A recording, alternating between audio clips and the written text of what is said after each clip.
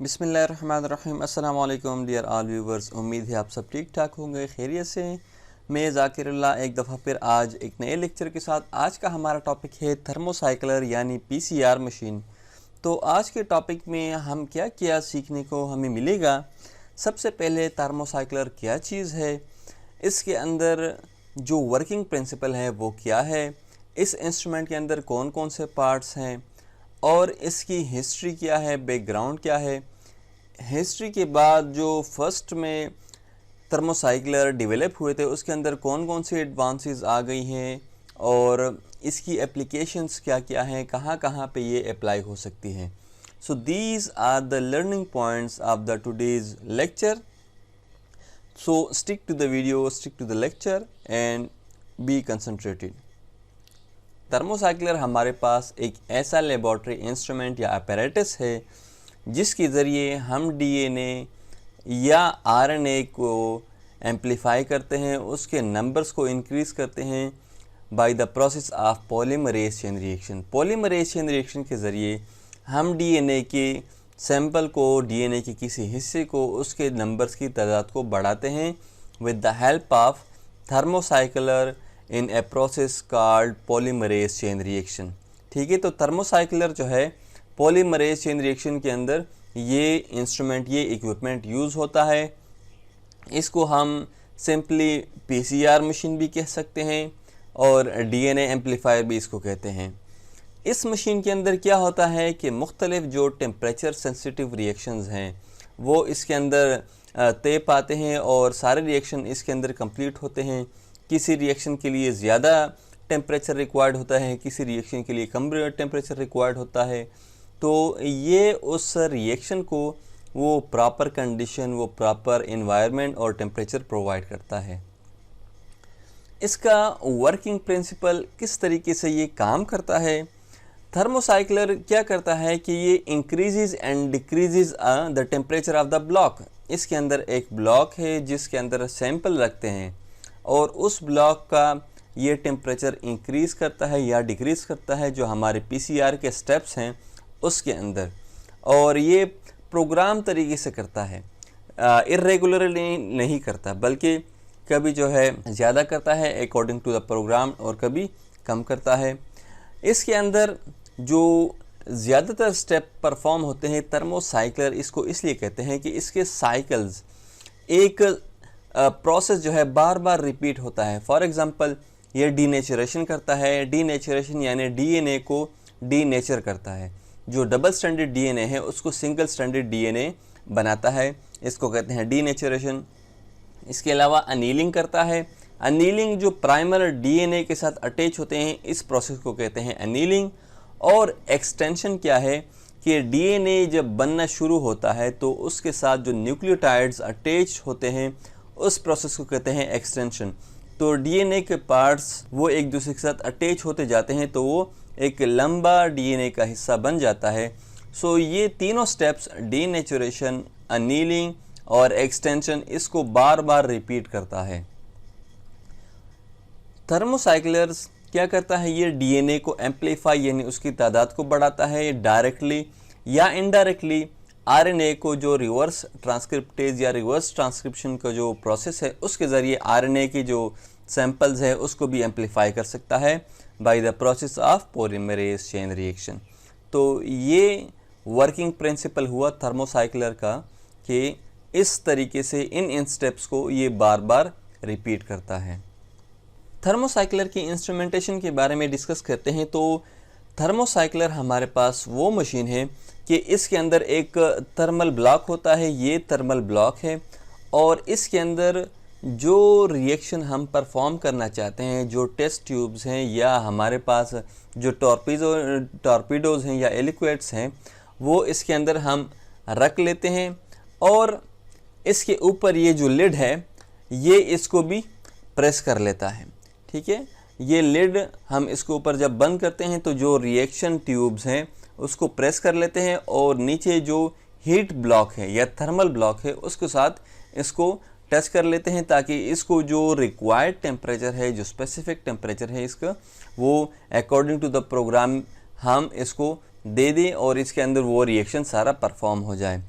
Lid का एक और काम भी ये है कि ये वाटर की जो कंडेंसेशन है रिएक्शन मिक्सर के अंदर उसको भी रोकता है, और जिसकी वजह से हमारा रिएक्शन अच्छी तरीके से परफॉर्म होता है और उसके अंदर वो जो रिएक्शन फेल होने के चांसेस या उसके अंदर और डिस्टर्बेंस के चांसेस वो सारे मिनिमाइज हो जाते हैं। इसके अंदर डिफरेंट वैरायटी के डिज़ाइंस हैं, तो डिपेंडिंग ऑन द डिज़ाइन मुख्तलिफ़ किस्म के वेल्स आते हैं। जो इसका ब्लॉक है, ब्लॉक में जो है वो 4 वेल्स भी हैं, बाज़ डिज़ाइंस के अंदर वो 2 वेल्स भी हैं, और बाज़ डिज़ाइंस ऐसे हैं कि उसके अंदर हंड्रेड्स के अंदर वेल्स भी हैं। यूजुअली हमारे पास जो थर्मोसाइक्लर यूज़ होते हैं उसके अंदर 96 वेल्स आमतौर पर, जिस तरह एलाइज़ा मशीन होता है इसी तरह थर्मोसाइक्लर के अंदर 96 वेल्स होते हैं। और टेम्परेचर रेंजेस जो है depending on the type of thermocycler वो 0 से लेकर 100 डिग्री सेंटीग्रेड तक इसका टेम्परेचर वो वेरी करता है। इसके अंदर जो हीटिंग स्पीड है, the heating speed of the thermocycler, जो हीट ब्लॉक है, वो 3 डिग्री से लेकर 7 डिग्री सेल्सियस तक पर सेकेंड ये थर्मोसाइक्लर टेम्परेचर को इंक्रीज़ कर सकते हैं। इसी तरह इसका कूलिंग रेट भी यही है कि 3 डिग्री से लेकर 7 डिग्री सेंटीग्रेड तक हर सेकंड के अंदर ये टेम्परेचर को कम कर सकता है। इसके अलावा जो हम रिएक्शन मिक्सचर है, वो जो ट्यूब है, रिएक्शन ट्यूब या एलिक्वेट है, उसके अंदर 10 से लेकर 100 माइक्रोलीटर तक हम सैंपल को वो रख सकते हैं। इंस्ट्रूमेंटेशन कुछ इस तरह से है कि इसके ऊपर ये जो हीटेड लिड जो है ये एडजस्टिंग नॉब है, ये इसका डोर लॉक है, यहाँ पे इसका टच स्क्रीन या डिस्प्ले बार और कंट्रोल सिस्टम होता है। ये एयर वेंटिलेशन सिस्टम होती है, इसलिए होता है ये एयर वेंटिलेशन सिस्टम ताकि जो टेम्परेचर है वो जल्दी से कूल डाउन हो जाए, तो इसके ज़रिए वो कूलिंग प्रोसेस करते हैं। इसके अलावा पावर स्विच, प्रोग्राम इंटरफेस और यूएसबी भी हम इसके ज़रिए वो इसके साथ कनेक्ट कर सकते हैं। तो ये इस इंस्ट्रूमेंट्स के डिफरेंट फीचर्स हैं, डिफरेंट इसकी प्रॉपर्टीज़ हैं। अब आते हैं इसकी हिस्ट्री पर कि जो पॉलीमरेज चेन रिएक्शन की जो मशीन है उसकी हिस्ट्री क्या है। स्टार्ट में जब पॉलीमरेज चेन रिएक्शन का प्रोसेस जो है, जब डीएनए एम्प्लीफिकेशन का प्रोसेस वो दरियाफ्त हुआ, तो 1980s के अंदर जो है ये जो स्टेप्स थे सारे फ्रॉम द बिगिनिंग के डीनेचरेशन, अनीलिंग और एक्सटेंशन, तो ये सारे स्टेप्स मैनुअली होते थे। मैनुअली किस तरह होते थे कि रिपीटेड ट्रांसफ़र ऑफ सैंपल्स, एक सैंपल को बार बार अलग अलग वाटर बाथ्स के अंदर उसको रिपीट किया जाता था। 3 अलग वाटर बाथ जो है वो लेते थे और उसके अंदर जो क्या करते थे कि एक सैंपल को डीनेचुरेशन के लिए एक वाटर बाथ के अंदर, अनीलिंग के अंदर दूसरे वाटर बाथ के अंदर और एक्सटेंशन के अंदर तीसरे वाटर बाथ के अंदर उसको ट्रांसफ़र करते थे। तो इसमें क्या होता था, एक मसला ये भी होता था कि जो डीएनए पॉलीमरेज़ेस थे वो हीट स्टेबल वो नहीं थे, उस वक्त अवेलेबल नहीं थे, तो बार बार हर एक स्टेप के स्टार्ट में क्या करना पड़ता था कि डीएनए पॉलीमरेज को ऐड करना पड़ता था। इसमें यह प्रॉब्लम थी कि एक तो ये बहुत लेबोरियस काम था, बहुत मुश्किल काम था, दूसरा इसके अंदर जो पॉलीमरेज था वो बहुत ज़्यादा यूज़ होता था। So that was the disadvantages of this thermocycling. यह हमारे पास एक मैनुअल थर्मोसाइक्लर की एक पुरानी मशीन है, डिज़ाइन है, ठीक है। एक वाटर बाथ ये है जो टेम्परेचर कंट्रोल है, यहाँ पे टेम्परेचर शो करता है, दूसरा वाटर बाथ ये है। तो इस तरह इस प्रोसेस को रिपीट किया जाता था। फर्स्ट जो ऑटोमेटेड थर्मोसाइक्लर डेवलप हुआ उसको नाम दिया गया मिस्टर साइकिल, और मिस्टर साइकिल ने एक बहुत बड़ा मसला हल किया कि जो बार बार हम हर एक स्टेप पे या हर एक साइकिल के स्टार्ट में जो एंजाइम ऐड करते थे डीएनए पॉलीमरेज, उस एंजाइम की एडिशन को वो स्टॉप किया गया और इससे क्या एक ही दफ़ा एंजाइम को डाला जाता था। आफ्टर दैट 1987 के अंदर जो कमर्शियल तौर पर TC1 थर्मोसाइक्लर डेवलप हुआ, उसमें क्या था कि उसमें हीटिंग और कूलिंग के लिए भी जो है वो मेटल ब्लॉक यूज़ होता था, कि मेटल ब्लॉक को जब हम टेम्परेचर को इंक्रीज़ करते थे तो रिएक्शन का टेम्परेचर इंक्रीज़ हो जाता है। इस तरह फिर जो मेटल ब्लॉक है उसका टेम्परेचर डिक्रीज़ करते तो फ़ौरन से वो टेम्परेचर डिक्रीज़ होता। तो ये एक और एडवांसमेंट इसमें आ गई। 1988 में थर्मोस्टेबल टैग डीएनए पॉलीमरेज था, वो सबसे पहले यूज़ हुआ इस TC1 के अंदर। सो that was about the brief history of thermocycler. Thermocycler के डेवलपमेंट के बाद उसके अंदर टाइम टू टाइम एडवांसमेंट आती गई, और सबसे पहला एडवांसमेंट जो आता गया दैट वाज कि सैंपल को किस तरह अच्छे तरीके से हैंडल किया जा सके। तो उसमें सबसे पहले जो कंप्रेसर सिस्टम था वो ख़त्म किया गया कि शुरू वाले जो थर्मोसाइक्लर्स थे उसमें कंप्रेसर सिस्टम होता था कि जिसके ज़रिए वो कूल करते थे उस टेम्परेचर को डिक्रीज़ किया करते थे। अब उस कंप्रेसर सिस्टम को पेल्टियर ब्लॉक्स ने रिप्लेस कर दिया। पेल्टियर ब्लॉक्स ये क्या सिस्टम है? पेल्टियर ब्लॉक्स ये डिफरेंट ब्लॉक्स है मेटल्स के, जो क्या करते हैं, हीटिंग भी करते हैं और कूलिंग भी करते हैं with the help of direction of electric current. Peltier blocks का प्रिंसिपल कुछ इस तरह से है कि फॉर एग्जांपल ये हमारे पास पॉजिटिव टर्मिनल है, ये नेगेटिव टर्मिनल है। तो अगर करंट इस डायरेक्शन में है और ये ऐसे करंट आ रहा है तो हमारे पास ये डिफरेंट सेमीकंडक्टर्स हैं इसके अंदर यूज़ होते हैं। तो ये क्या करता था, ये सॉल्यूशन को कूल डाउन करता है। लेकिन अगर करंट इसके रिवर्स डायरेक्शन में है, तो ये हीट को एब्जॉर्ब करता है और ये अंदर से हॉट हो जाता है। So this is the principle of Peltier block. और जो इसके अंदर एडवांसमेंट आती गई उसके अंदर हीट लिड जो है वो यूज़ किया गया ताकि जो इवापोरेशन है और कंडेंसेशन है of the sample during the PCR process वो स्टॉप हो जाए।